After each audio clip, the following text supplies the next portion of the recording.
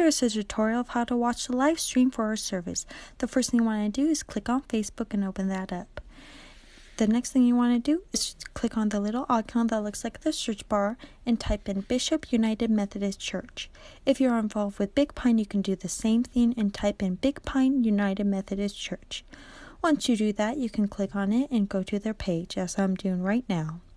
When you get onto the page, go ahead and scroll down until you see the little icons with words. You want to keep scrolling until you see videos. Once you do that, you want to click it to watch the most popular videos, or if it's a live stream, the live stream video will pop up first. Go ahead and press play to watch the video. During this time, you can comment, like, or even share with friends. If you do want to be notified for future videos, you just have to click on the blue bell icon. Here I'm clicking all videos so that way any future videos that they post, I am notified and I can watch and enjoy. If you do have any questions or any concerns, go ahead and email Pastor Anna or David. Thank you so much for watching my tutorial, and I do hope you enjoy. But please follow us at Bishop United Methodist Church or the Big Pine Church. Thank you so much and enjoy.